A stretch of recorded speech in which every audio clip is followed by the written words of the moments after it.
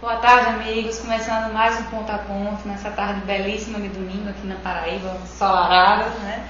Recebo hoje a amiguíssima Neves Couras, da AME Paraíba, e a gente vai falar sobre curas espirituais. Então, você aí da Rede Amigo Espírita, TV FEB e Rádio Fraternidade que estão nos ouvindo, cheguem mais para conversar, chama todo mundo para a gente entender melhor, né? Esse é um assunto que é tão delicado, tão cheio de misticismo ainda, que a gente precisa conhecer melhor. Então, vamos participar pelo chat da Rede Amigo Espírita, comentários, suas perguntas, né, as suas experiências, para que a gente possa aqui deixar a nossa conversa cada vez mais rica, né, e de informação para vocês. Então, Neves, muito bem-vinda ao nosso programa. Eu queria agradecer demais a sua presença. Nós que agradecemos. Você está lançando esse livro, né? Vou mostrar aqui pro pessoal, né? Cirurgia Espiritual como Prática Terapêutica. Né? Esse livro é o resultado da nossa dissertação de mestrado no programa de pós-graduação da UFPB em Ciência das Religiões, na linha de Espiritualidade e Saúde. E esse livro teve como a base da pesquisa que nós fizemos para a dissertação de mestrado. Então, a gente vai conversar um pouquinho aqui, mas se quiser aprofundar sobre o assunto, aqui é a dica. Para quem quiser adquirir, tem no Leopoldo Cirne. No Leopoldo Cirne, na biblioteca de lá, aliás, na livraria de lá já estão vendendo. A gente está com uma venda também direta, né?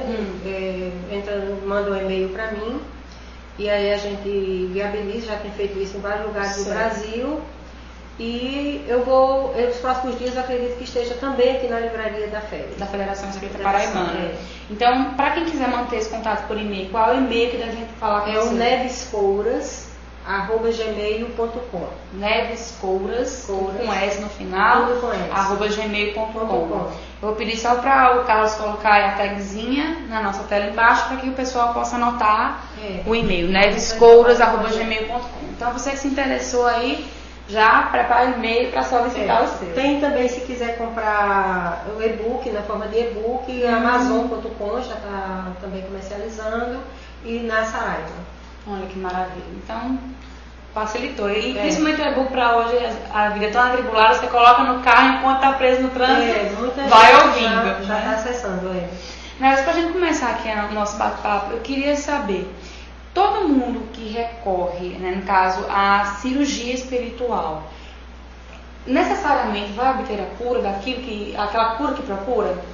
Não, Janine, eu estava até conversando aqui no início, o que a gente brinca muito é o seguinte: a cura ela pode até começar nessa existência, né? Mas ela pode não se concluir nessa existência. Então é importante que a gente tenha o conhecimento que nós somos seres imortais, né? Que o nosso corpo ele morre, na verdade, mas nosso espírito continua no processo de evolução.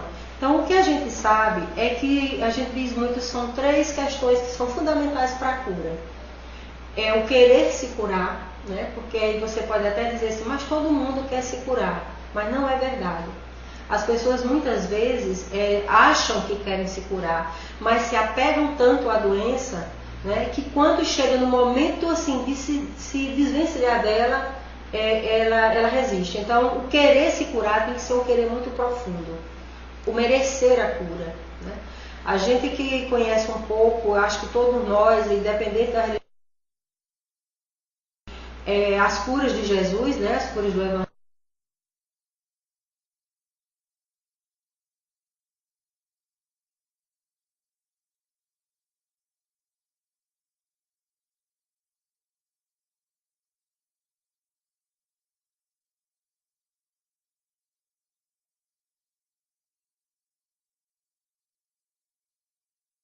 físico, mas um corpo espiritual que a gente chama, eu chamo muito, e no livro eu chamo muito assim de matriz energética, né?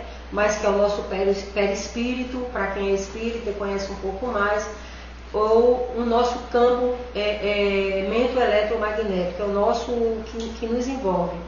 Então, estes dois corpos, essa doença ela pode vir já dessa existência. Nessa existência, ela pode vir de outra existência. Então, assim, você também, além da doença, você cometeu erros, você cometeu, eu digo assim, desequilíbrios para os seus corpos, né? você cometeu você teve algumas posturas que desequilibrou os seus corpos. Então, isso aí atraiu a doença. E nem sempre você consegue já ter o merecimento da cura, né? Então, a cura espiritual, ela não é simplesmente como é colocada, de você ir para algum lugar e alguém fazer uma mágica em você e você está curado. Não é isso. Envolve uma série de questões que a gente precisa conhecer melhor para saber dessa cura. No entanto, ela se inicia agora. A cura espiritual, ela vai depender da sua mudança de hábito, da sua mudança de postura, das suas mudanças morais. Então, tudo isso envolve a cura espiritual. É todo um processo. É todo um processo. Porque, como você diz, às vezes as pessoas realmente acham que é uma coisa muito fácil, né? Chegou lá, é uma mágica que se faz, um milagre, né? Se usa muito a expressão de milagre. E seus problemas vão estar resolvidos a partir dali. E a gente diz muitas vezes que pode parecer estranho, mas a doença já faz parte da sua cura, né? É difícil de você entender isso, mas muitas vezes é a partir de um problema de saúde que você vai se voltar para Deus, que você vai procurar ser uma pessoa melhor, que você vai procurar ser mais humana, que você vai procurar fazer caridade. Então, na verdade, essa doença, aliás, toda a doença, e olha que eu estou dizendo toda doença, ela é uma professora. O amigo espiritual que nos ajudou nesse trabalho de pesquisa, ele dizia sempre, a doença é uma professora. Agora, ela é uma professora muito severa, né? Ela exige muito de você. Então, nada de você, porque está doente, você se desesperar, muito pelo contrário. É nesse momento que você precisa se voltar para si, se reconhecer, se conhecer, e a partir daí surgir um novo ser, para que você consiga alcançar essa cura. Nós que somos espíritas recorremos muito à água fluidificada. Né?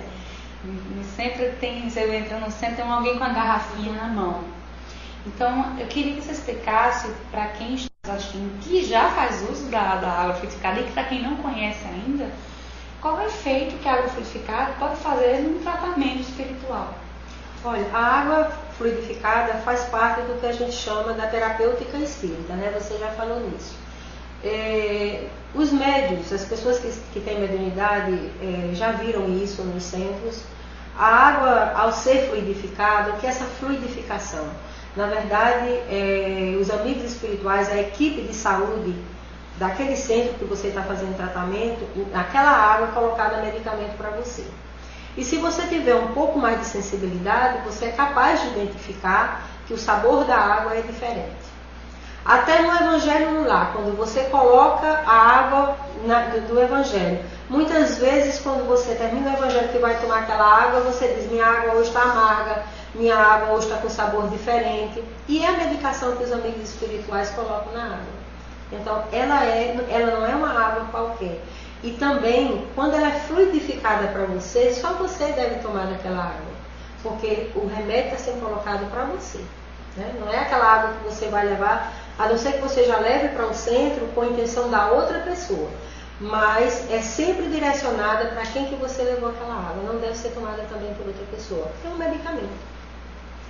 Espiritual, mas um medicamento. É um medicamento, um grande medicamento. E realmente ajuda muito, né? Eu acho que até para as pessoas assim que estão fazendo tratamento, só aquele ritual de você ir tomar a sua água, fazer uma prece, já é aquela né? Conexão que você faz com a sua espiritualidade, aquela sintonia, porque muitas vezes o que eu acho que atrapalha é justamente a sintonia, que às vezes você tende a se deprimir, puxar a sua energia para o negativo, né, ali, de você se conectar com as energias boas, que é que realmente vão ajudar no seu processo. É a força de atração, que eu sempre falo, né, que a gente estuda muito isso, você precisa ter uma causa para se conectar, né? Se você ainda não tem o costume de se conectar normalmente, porque não faz parte ainda da sua, do seu jeito, né, de você estar se conectando várias vezes ao dia com Deus, com o seu mentor espiritual, com o seu anjo de guarda, chame como chamar, né? a água, naquele momento que você vai tomar aquela água, e ele é orientado sempre que você tome a água fazendo uma prece, ou faça uma prece antes, né, de tomar a água. É uma conexão já com Deus que nós estamos tendo naquele momento. Certamente. Que realmente nos é muito necessária essa conexão. A gente o se tempo perde inteiro. O tempo muito, inteiro. né? Por isso que a gente diz muito do orai e vigiai, né? Na verdade, a gente precisa estar o tempo inteiro. Eu sei que isso é difícil, mas é o necessário. A gente precisa estar o tempo inteiro orando e vigiando. E por isso que não é necessário a oração ser aquela oração feita, né? E nem também aquela oração longa, mas que só em você se direcionar seu pensamento a Jesus, né? Tem até muito se conversa isso nas casas espíritas, que diz que tinha um senhor que não sabia orar. Ele entrava na igreja, todos os dias ele dizia, chegava lá, entrava na igreja e dizia: Senhor, eu estou aqui. E ia embora, né? E fez isso no longo período da vida dele. E teve um dia que ele adoeceu, né? E foi para o hospital. E teve um dia que simplesmente disse que tinha uma cadeira do lado da cama dele, e ele dizia, né, depois ninguém sabia por que aquela cadeira, ele não deixava ninguém tirar aquela cadeira, mas aí ele dizia que todos os dias o Senhor ia lá, sentava do lado dele e dizia: José, eu estou aqui, né? Então só essa conexão já é o suficiente para você se manter perto de Deus. Maravilha. Nossa amiga Dani Rocha comentou o seguinte: a doença ensina, nos cura mediante nossa aceitação do que é necessário. Realmente, né? A doença às vezes nos dá aquele freio para que a gente realmente coloque o pé no lugar e veja. E até você dizer: meu Deus, não é por que aconteceu isso comigo, né? Por que o Senhor permitiu que isso acontecesse comigo? Não é assim. Meu Deus, o que foi que eu fiz para eu estar com essa doença? Qual foi a lei que eu infringi dessa vez para estar com essa doença? Eu acho que essa pergunta é necessária também. E a nossa amiga Rita de Cássia Almeida, ela comentou o seguinte, dizendo que fez uma cirurgia espiritual à distância, há uns tempos atrás, e sentiu uma ardência no abdômen como se tivesse sido realmente cortada. Tem relato de pacientes que sentem como se estivesse sendo cortada. Tem pacientes que, de acordo com a sensibilidade, escutam as ferramentas sendo manipuladas. Tem pacientes que ficam grogue, entre aspas, como se tivesse recebido anestesia, né? Então, eu fico dolorida. Na região que é feita a cirurgia, eu fico dolorida também. Eu fico como se realmente eu tivesse sido feita uma cirurgia material. Quando a gente fala em cura espiritual, a gente fica um pouquinho, às vezes, receoso, porque a gente já viu muitos casos assim divulgados amplamente na imprensa de charlatões que prometiam curas, cobravam, né? E às vezes uma dessas pessoas atendiam filas enormes de pessoas e você via coisas absurdas. E aí eu lhe pergunto, quando a gente pode dizer que uma pessoa, quando esse médium está apto para atuar como médium de cura, que ferramentas são necessárias que esse médium possua? Olha, dentro do movimento espírita mesmo, no começo do século XX, né, nós tivemos experiências conhecidas no Brasil inteiro, que foram as experiências de Zé Arigó, por exemplo. Né, foi um dos médicos que foi mais divulgada a questão da cirurgia espiritual. Naquela época, eu já fiz essa pergunta também, e o que foi me respondido foi o seguinte: naquela época era necessário chamar a atenção das pessoas para que existia, na verdade, o fenômeno. Hoje não há mais necessidade disso. Por outro lado, com o avanço da ciência, e aí a ciência, porque muitas vezes as pessoas imaginam o seguinte: o homem é que descobre as coisas e lá em cima, para quem acha que tem um lá em cima, são copiadas. Lê do engano. Na verdade, tudo lá na espiritualidade é o original. Aqui nós temos a cópia e às vezes uma cópia mal feita. Então, assim, não há mais necessidade hoje da cirurgia espiritual e espiritual ser com corte, né? Às vezes, eu cheguei a presenciar isso em alguns lugares que eu pesquisei, o médium usa um bisturi ainda para alguns tumores. Mas aí você tem que fazer uma avaliação. Em que lugar você está indo? Como é a prática daquele lugar? Né? Essa cirurgia é paga, porque nada no movimento espírita, de nenhum tipo de tratamento é pago. Isso aí já é uma coisa que você já tem que ficar com a orelha em pé. Nada é cobrado dentro do movimento espírita, e nenhuma casa espírita é cobrada, né? Então, você precisa conhecer o lugar que você está indo. E a cirurgia espiritual, na verdade, não precisa, mesmo que tenha a interferência de um médium, não há necessidade de corte, né? Ela pode ser feita, e na maioria dos casos é feita, pelas que eu pesquisei, foram feitas cirurgias sem cortes, como essa que foi feita à distância que a internauta falou. Mas assim, na questão do médium, né? Bom. Porque muitas vezes são charlatões, né? Em alguns casos a gente já viu que são charlatões, outros não. E às vezes o médium sério que tem essa proposta de trabalho é desacreditado. Então, quais são essas características, quais são as coisas que as pessoas que estão em casa têm que observar quando procuram uma cirurgia espiritual? Qual é o local, certo? O local que você vai. Você tem que observar que local é aquele, quais são as práticas daquele local, né? Nós sabemos no movimento espírita, e quem conhece um pouco do movimento espírita, nós sabemos que o espiritismo não adora imagens, o espiritismo não utiliza de banhos, o espiritismo não utiliza de nenhuma outra, de outra terapia, digamos assim, né? Para a cirurgia espiritual, aí tem que se conhecer esse local, como é que é a prática desse local de trabalho, tem que se conhecer o médium. Eu acho que é importante que se conheça, porque é o que a gente sabe dentro do que a gente conhece da espiritualidade. Nenhum médium que tenha uma vida de bebida, de mulheres, de vícios, esse homem é um bom médium. E porque o bom médium, os médios de cura, ele tem uma vida muito voltada para a espiritualidade, uma alimentação muito controlada, né? Por que isso? Porque a gente sabe que nós nos afinamos com os semelhantes.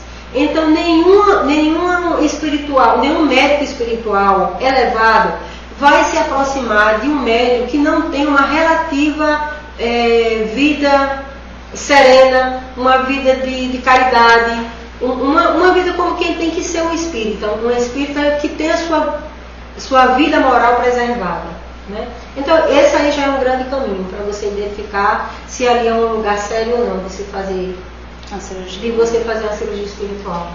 Temos perguntas aqui dos nossos internautas. A Tatiana Lourenço diz o seguinte: gostaria de saber a respeito dos distúrbios psiquiátricos, se alguém que não admite sua própria existência pode vencer a prova de reencarne se aceitando através da reforma no Evangelho. Pergunta complexa da Tatiana, né? Complexa, Tatiana. Se alguém que não aceita sua própria existência pode vencer a prova de reencarne se aceitando através da reforma no Evangelho. Olha, é complicada porque é o seguinte: se não aceita sua própria existência, que não aceita como veio, é isso? Será? Não é? A gente teria que ver se ele não aceita como ele veio para cá, né? A gente tem que entender o seguinte, que para nosso processo de reencarnação é um processo, é um planejamento feito pela espiritualidade, e se nós somos um espírito evoluído, nós participamos dessa programação, né? Se nós não somos um espírito tão evoluído, a espiritualidade encaminha a nossa reencarnação, o nosso projeto, né? O projeto que eu estou me referindo não só como ser, mas como corpo também. Tudo que a gente é hoje é um resultado que nós fomos ontem, em outra encarnação. Então, muitas vezes é só uma questão de conhecer um pouco mais sobre isso. É é saber que nós estamos aqui por uma razão, nós nascemos onde merecemos nascer, e muitas vezes onde nós escolhemos nascer, nós vivemos da forma que precisamos viver, o trabalho que nós temos, os amigos que nós temos, a família que nós temos, é a que nós precisamos ter. Então, basta a pessoa entender um pouquinho mais disso. Dependendo do evangelho que essa pessoa pratica, fica um pouco complicado para ela entender essas questões, porque em algumas religiões, né, se complica um pouco mais esse entendimento.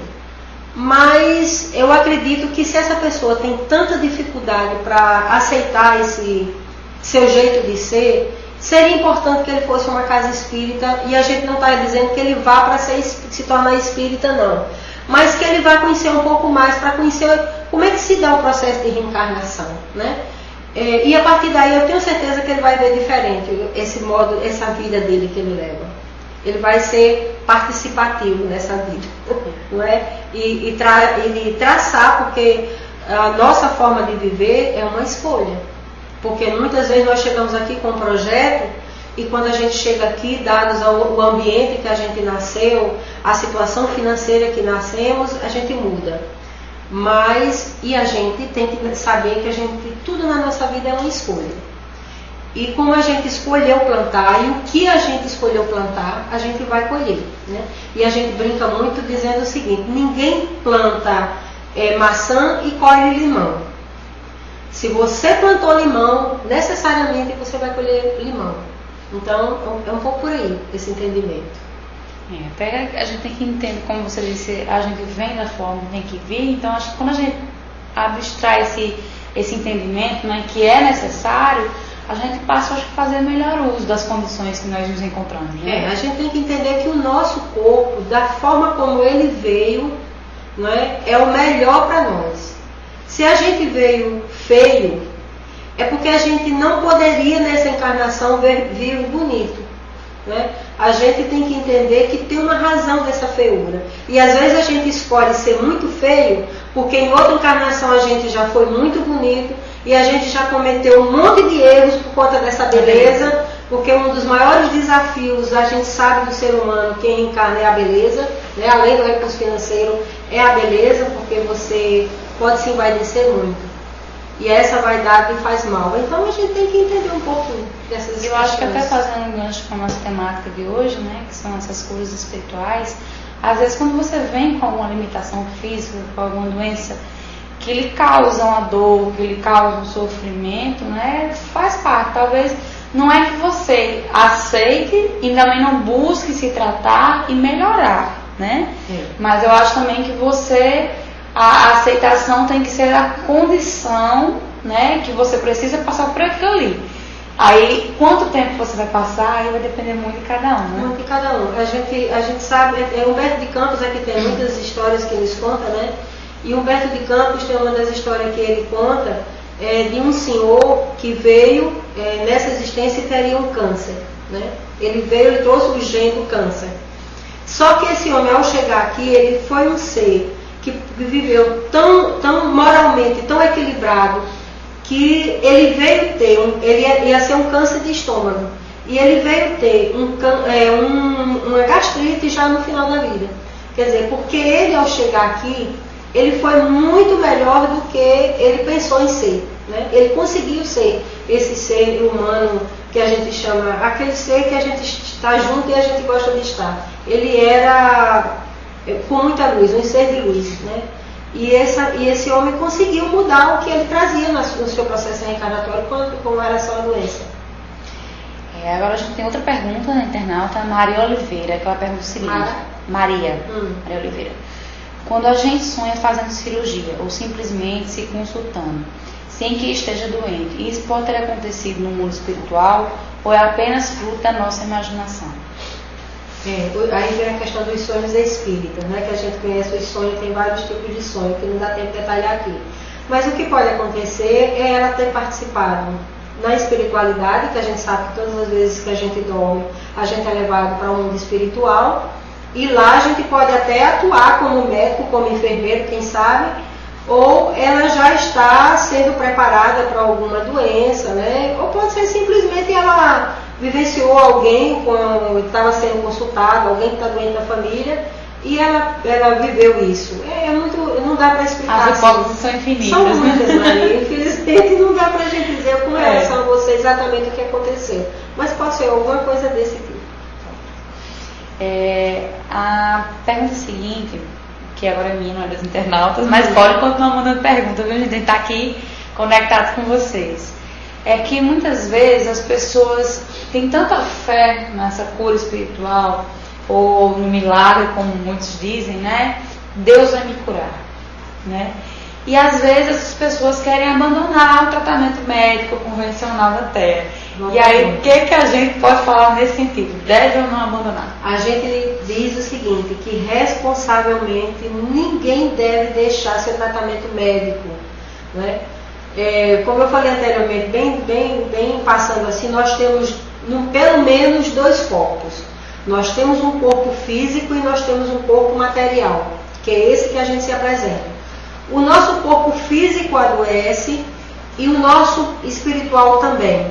Nosso espiritual traz a doença que reflete no nosso corpo físico. Eles interagem. Então, se a doença está se apresentando no corpo físico, eu tenho que cuidar. Então, eu tenho que fazer o tratamento espiritual, mas de forma nenhuma abandonar o tratamento da medicina convencional. Nunca. É outro ponto que você pode observar. Se algum médium de cura, algum lugar que você foi e disse assim, deixe seu remédio, você desconfie. Porque isso não é um tratamento espiritual sério. Isso eu afirmo a você. Nós temos que continuar com o tratamento físico, não podemos abandonar. E quando a gente fala físico, abrange o mental também, né? Com certeza. Porque muitas vezes muitas pessoas às vezes não acreditam, às vezes as pessoas acham que é besteira, é frescura, mas um acompanhamento de um psicólogo, né, num momento difícil de crise, nos ajuda muito. Nos orienta, com certeza. Né? Principalmente, eu vejo assim, as doenças do nosso, vou chamar do nosso corpo mental, né, do nosso cérebro, da nossa mente e do nosso psiquismo, né, elas têm que ser tratadas com mais cuidado ainda. Né?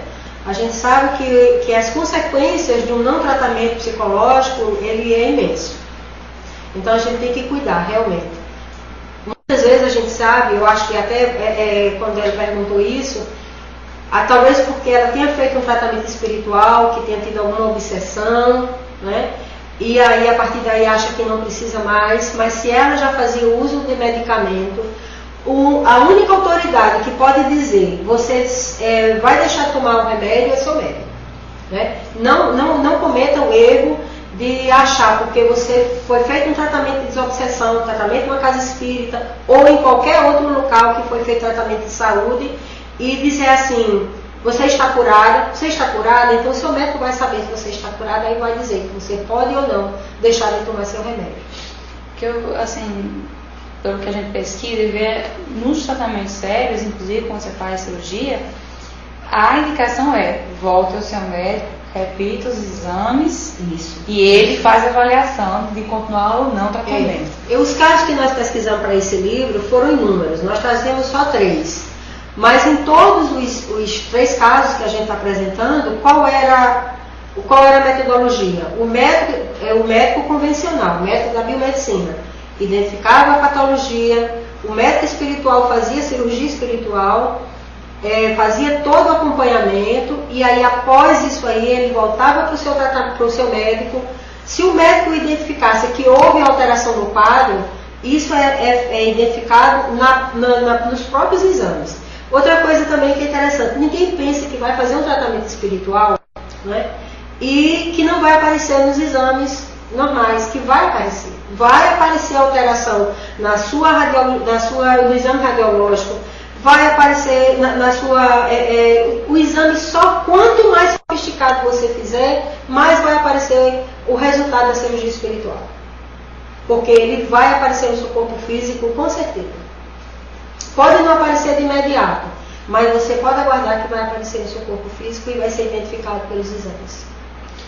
Para quem deseja fazer uma cirurgia espiritual, quais são os cuidados que tem que se ter antes dessa cirurgia espiritual e após a cirurgia? Olha, isso aí varia muito de local para local, tá?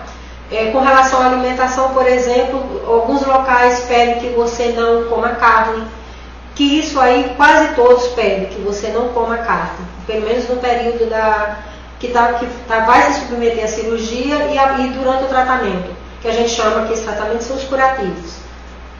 Normalmente se pede que não tome, mas o principal cuidado são as questões morais, né? Se Jesus dizia, vai e não peques mais. A mulher que sangrava foi uma das, quando Jesus terminou, né, que identificou quem era, disse, vá, tua fé te curou, mas não peques mais. O que esse não pecar de Jesus? Era de você mudar a sua postura, mas que você mantenha. Por exemplo, você fuma, bebe, eu vou chamar o termo bem popular, você farra, vai para os barzinhos, vai para a night, como os meninos chamam, né? E aí você vai para a cirurgia espiritual e você para tudo. Bom, a cirurgia espiritual vai ser sexta-feira, vai ser quinta-feira, então hoje eu já parei tudo. Quando termina, aí você volta a fazer tudo. Não vai conseguir cura. Tá? É outra questão. Você mudou sua postura moral, mantenha. Né? Se você saiu desse vício, se você voltar ao vício, a doença volta, com certeza. Não tem, então, as questões de você, do antes do cuidado, são as suas práticas, são os seus costumes, principalmente com relação aos vícios. E aí o vício que a gente fala não é só o vício do beber, do fumar, da droga, não é isso não. Tem outros vícios também, o vício de falar da vida alheia, né? O vício de você não ser caridoso, né? Se você não largar esse vício, suas questões voltam também, não tem problema não. Isso aí aguarde que volta. Nossa amiga Rita de Cássia comentou o seguinte: o espiritual age quando o material é impotente. Será que só quando? Não. Depende do avanço, né? Depende do avanço, com relação à saúde, por exemplo. Tem casos, em muitos casos, que você sozinho, materialmente, você não consegue. E aí, por que você não consegue? Porque era uma doença que você já trazia no seu perispírito, que apareceu no seu corpo material, e aí você não consegue curar só com o tratamento médico. Você precisa também do tratamento espiritual para conseguir essa cura. Você falou muito dos vícios, né? Com relação à pessoa manter, mas qual a relação que o uso de drogas como o álcool, que apesar a gente não considera droga porque é lícita, mas é uma droga, né? O cigarro, o álcool e tantas outras drogas. Qual a influência dessas drogas na saúde espiritual como um todo? Olha, a primeira coisa que nós precisamos entender com relação aos vícios. Você que fuma, você que bebe, você não bebe só, nem você fuma só. Todas as vezes que você se aproxima do copo de bebida, um monte de amigos espirituais, amigos entre aspas, porque são amigos da sua bebida, que vão beber com você. Então, se você tiver algum amigo médium, pede para ele acompanhar você num barzinho e ver o que acontece quando você coloca uma bebida no copo.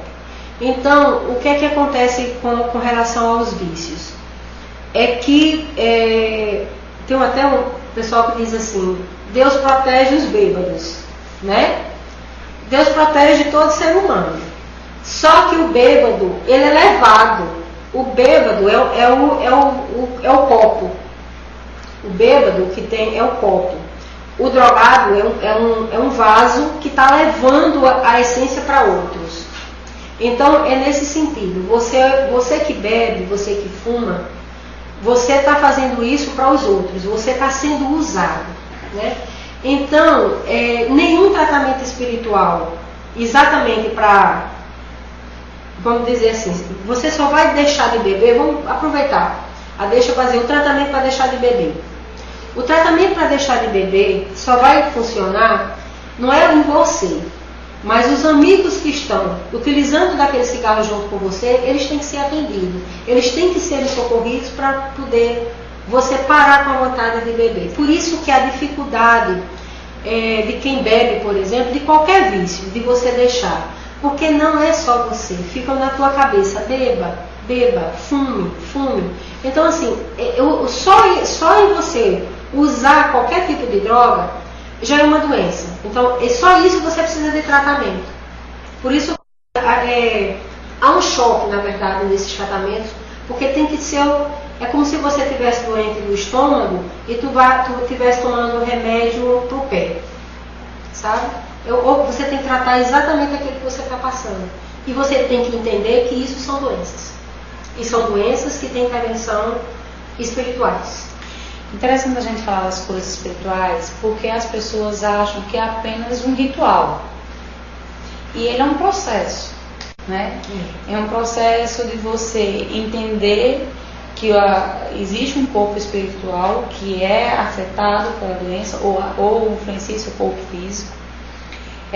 Você entender que existe um padrão vibratório que pode fazer com que você avance ou você fique parado ali onde você está e não consiga se livrar. Então eu acho que o entendimento, né, desse processo, que as pessoas realmente ainda colocam as curas espirituais no mundo mágico.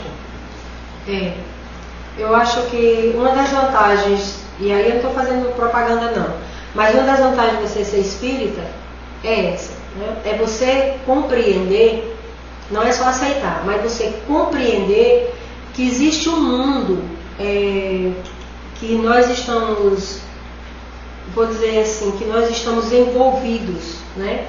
Nosso corpo físico está envolvido em um outro mundo também. E que este mundo, tudo que acontece nele interfere nesse. Tudo que acontece na nossa vida, no nosso cotidiano, é uma consequência, e aí vai e volta, é um caminho de ida e volta do mundo espiritual e do mundo físico. E se a gente entendesse um pouquinho mais isso, a gente ficaria melhor para a gente entender que, do jeito que existe, voltando à questão da cura espiritual, uma equipe médica, existem hospitais aqui em João Pessoa e hospitais no mundo inteiro onde você conhece, na espiritualidade existe hospitais da mesma forma, equipes espirituais do mesmo jeito. Não é um médico espiritual, por exemplo, qualquer médico espiritual é médico espiritual e faz qualquer cirurgia, não. Existem as especialidades também de cada um, existe a equipe de cada médico. Então assim, não é simplesmente uma mágica de você ir a um certo lugar, de alguém colocar a mão na sua cabeça e dizer você está curado. Aquele médium é um ser poderoso. Não é. O único médium que a gente sabe que foi poderoso desse jeito foi Jesus, né? Jesus, quando a mulher que sangrava tocou nele, ele disse logo: quem tocou em mim? Saiu de mim um talento. Algumas Bíblias dizem, né? Usam esse termo, outras não. A Bíblia de Jerusalém não usa. Mas ele diz: alguém me tocou. E aquilo ali por quê? Né? E aí a gente vê, por que todas as pessoas que estavam em volta de Jesus não foram curadas? Ele não andava curando por todo canto, onde ele passava, porque aí aqueles elementos da fé que eu me referi antes. Era o merecimento, era a fé, né? Na hora que você tiver seu merecimento, você vai se curar. E outra coisa também que a gente estava conversando anteriormente, quantas pessoas já estão, não conseguiram a cura em lugar nenhum, aí diz: eu vou para o centro espírita para me curar. E aí chega lá, não consegue a cura, aí fica revoltado porque lá ninguém fez nada. A sua cura começou aqui, tá? Você sai daqui, seu corpo vai para onde for, seu espírito continua e vai ser atendido no hospital até você ter condições de ter alta, né? E aí pode durar um pouco tempo, pode durar o tempo leve de outra forma. Mas dos suicidas a gente tem notícias, né? E tem um livro muito bom de se ler, que é Getúlio em 2 Mundos. Um livro recente. É uma psicografia de Essa de Queiroz. Ele contando a história de Getúlio quando chega na espiritualidade. E aí Getúlio fica muito tempo em hospital, né? Até compreender o que aconteceu com ele. Então assim, a gente tem que ter esse entendimento. Não é simplesmente um passo de mágica. A minha mãe, a gente tem notícia, minha mãe desencarnou muito doentinha, né? E depois de, acho que 3 meses que minha mãe desencarnou, teve uma noite que eu sonhei que eu estava tirando eu com uma tia minha, irmã dela, e estava levando minha mãe de algum lugar para outro, né? E aí eu procurei saber onde eu estava, né? O nosso grupo de estudo. E aí o amigo espiritual disse: você foi realmente tirar sua mãe do hospital. Quer dizer, minha mãe saiu daqui, claro que, né, com problema de saúde sério, e foi, quando ela saiu, ela desencarnou, foi levada para o hospital. Passou 3 meses, pelo tempo nosso aqui, no hospital se curando. Então isso acontece com todos nós. Voltando ao aspecto que você falou, que você frisou bem, que os médiums não devem usar ferramentas, que devem ter cortes, né? E muitos, né, usam jaleco, muitos se intitulam de doutores, né? E a gente sabe que existe alguns que podem até ser enquadrados no Código Penal por prática ilegal da medicina. Porque não é porque você diz, não, eu vou conseguir curar as pessoas e eu vou sair cortando sem anestesia, sem um procedimento médico, né, atuando como se fosse um médico sem ser, né? Aí eu queria que você nos alertasse, não só para quem interessa, mas para aquele que pratica, quais são os cuidados que tem que ter para não incorrer nesse erro e no crime, né? Eu confesso para você o seguinte: eu cheguei a ver várias cirurgias feitas pelo médico espiritual utilizando o bisturi, né? E eu posso dizer para você que naquele momento ali não houve problema nenhum, nunca houve infecção, e a gente sabe isso, não há infecção, mas é muito difícil você identificar, se você não é um trabalho que você já conheça muito, que já tem um acompanhamento, de você identificar se aquele médico realmente está sendo ali médio de um médico. É muito complicado isso. Como a questão do jaleco, né, de utilizar, normalmente as pessoas nos grupos de saúde que trabalham com cura usam, é uma forma até de condicionar, né, e aí não há maldade nisso, mas é uma forma de condicionar o grupo que está buscando a saúde, que ali é uma equipe de saúde, sabe? Mas não é porque, e aí a gente sabe que a roupa branca é uma roupa mais leve, é uma roupa clara para mostrar limpeza, né? Muito nesse sentido. Não porque o médium que recebe um médico, ele tem os mesmos poderes que esse médico. O médico saiu dali e foi embora, ele é um homem ou uma mulher como outro qualquer, sem dom nenhum, né? O médium, médium quer dizer um intermediário, ele serve o corpo e a mente dele naquele momento para que um espírito que tem formação médica atue através dele. A partir do momento que cessou o transe, que a equipe espiritual volte, aquele médium é um homem com outro qualquer. E aí fica ali que ter muito cuidado, muita tem que atenção. Ter cuidado. Né? A gente não pode, assim, não existe um critério determinado, mas assim, é observar, sabe? É observar as práticas, é observar o meio onde você está, o local que você está num centro, você tem que olhar a asepsia desse centro, o ambiente que você está de limpeza, como aquelas pessoas procedem, os cuidados mesmo uns com os outros, como se dá ali, sabe? Tudo você tem que observar.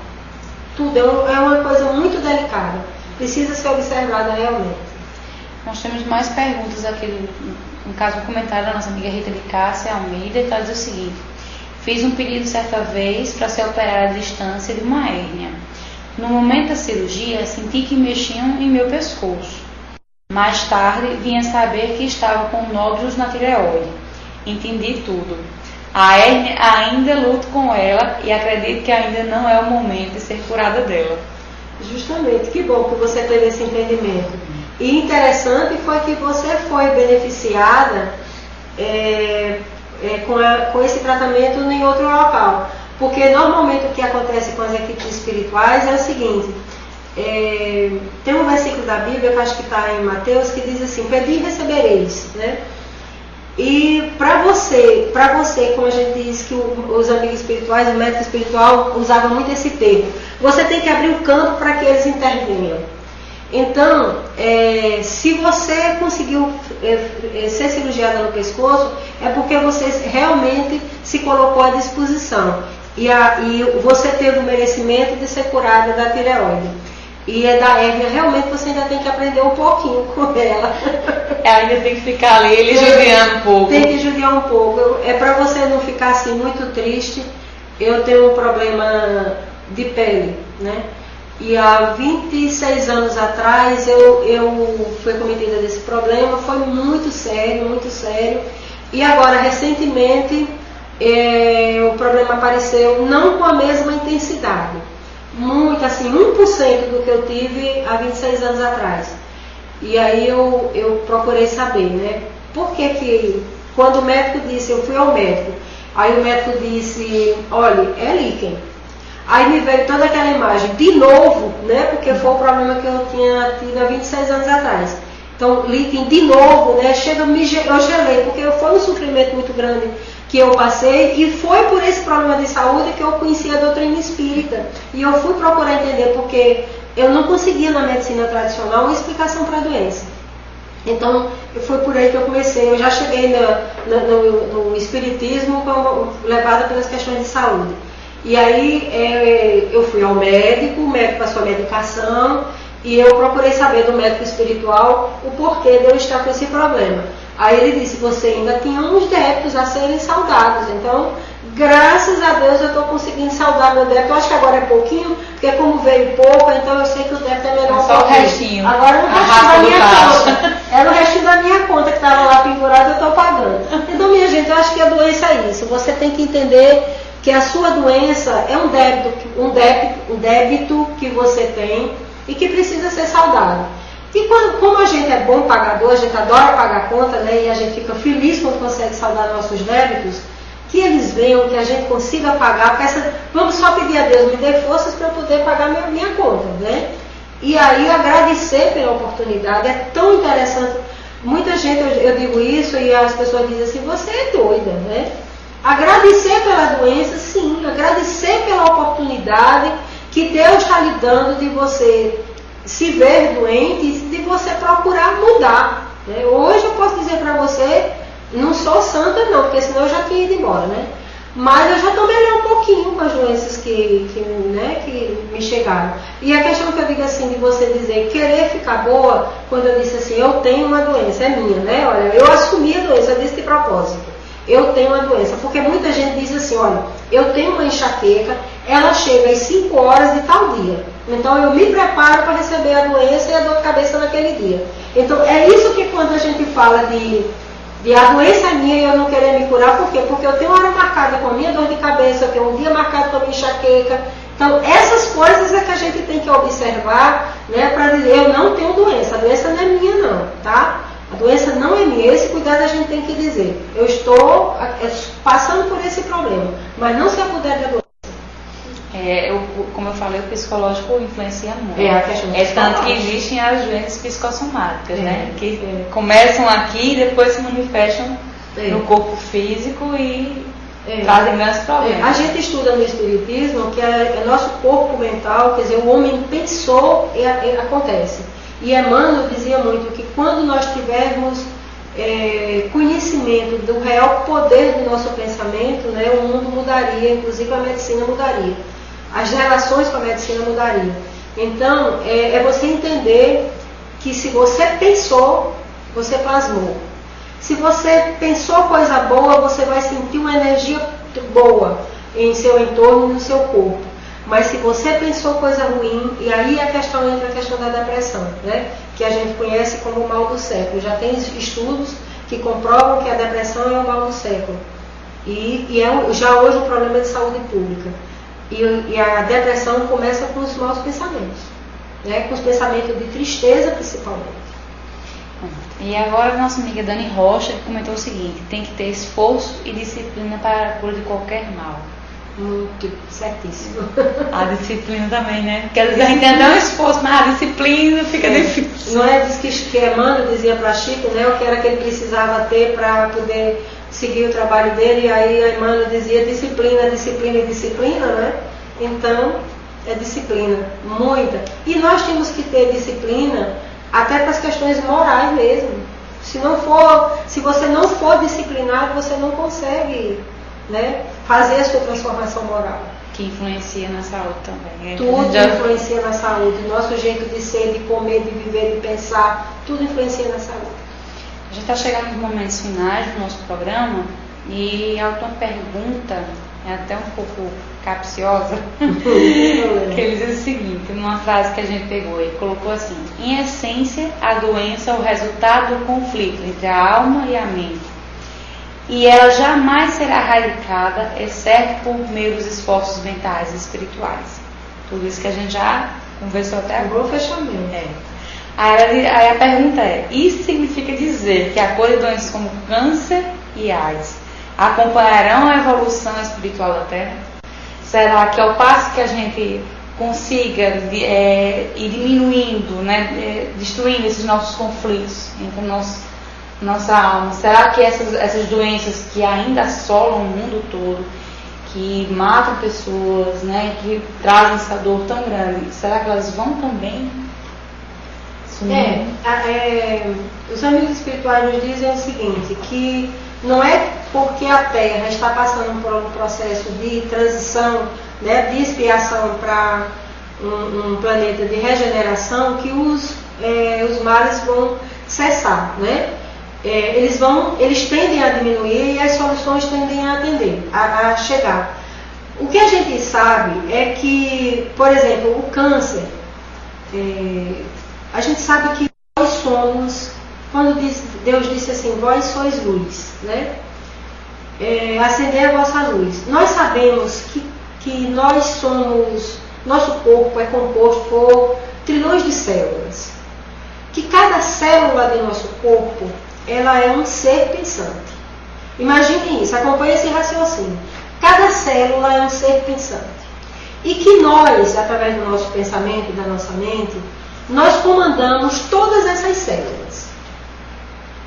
Então, a gente tem conhecimento de que, por exemplo, o câncer que chega ao nosso corpo são por partes do nosso corpo que nós abandonamos, que nós deixamos de lado, não tratamos bem, alguma coisa assim. É muito complexo, mas em linhas gerais bem desse jeito. Então o que a gente sabe é que o homem precisa passar ainda por certas coisas para que ele acorde, né? E eu acredito que a AIDS é um desses problemas, porque nós pensarmos assim, nós já morremos de tuberculose, nós já morremos porque nós não tínhamos a penicilina, né? Então, que eram doenças muito graves naquela época. A febre, teve uma febre no Brasil inteiro que matou, no mundo inteiro, né? Que matou muita gente. Então, eu acredito que as doenças vão parar de aparecer quando nós nos tornarmos pessoas melhores. Quando o ser humano começar a ver que ele não é isolado na natureza, ele é integrado a tudo que existe na natureza. Nós somos parte da natureza. E quando nós começarmos a sermos pessoas melhores, nós vamos adoecer menos, né? Mas isso é um processo. Isso é um processo. Eu espero que nas minhas próximas encarnações eu já não adoeça tanto, né? Mas existem pessoas que precisam passar pela AIDS, precisam passar pelo câncer, com certeza. Outros têm câncer mais a menos, outro câncer mais voraz, mas os que precisam passar pela doença vão passar. A não ser que ele faça, como é o caso de que o Humberto de Campos fala do Senhor, que ele mudou tanto moralmente que ele conseguiu mudar o gene dele. Não é porque ele trouxe o gene do câncer que ele teve câncer, né?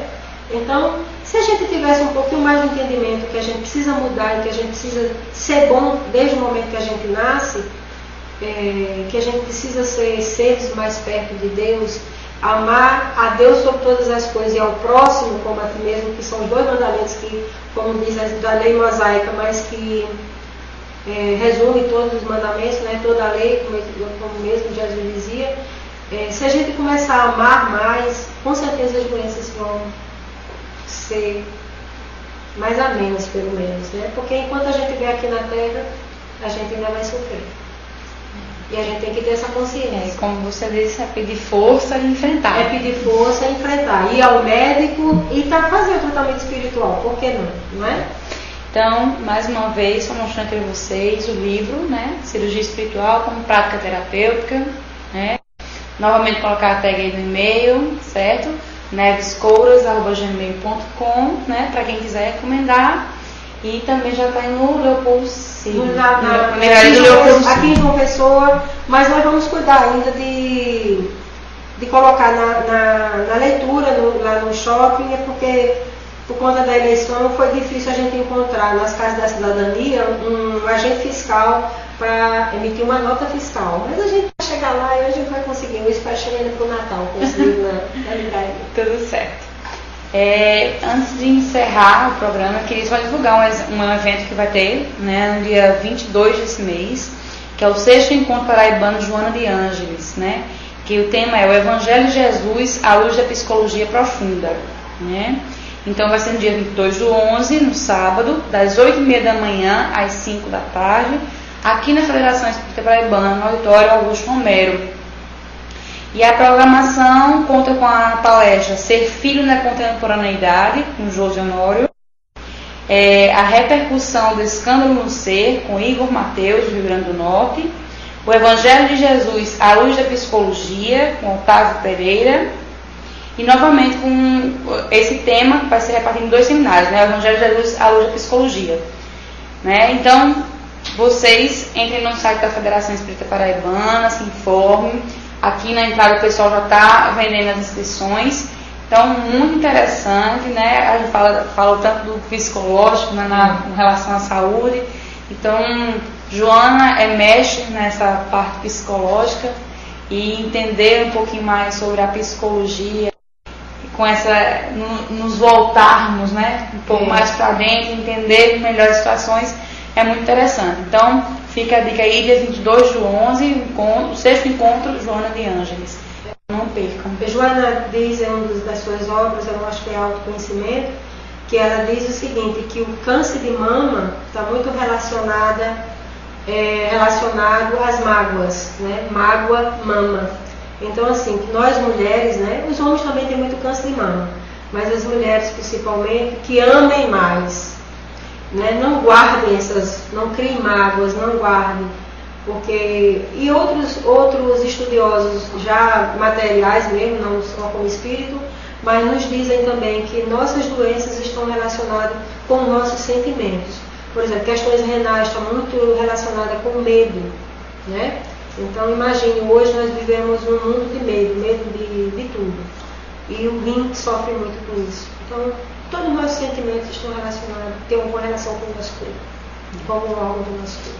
Nosso corpo, eu costumo dizer que é uma máquina perfeita, que funciona em perfeita sincronia.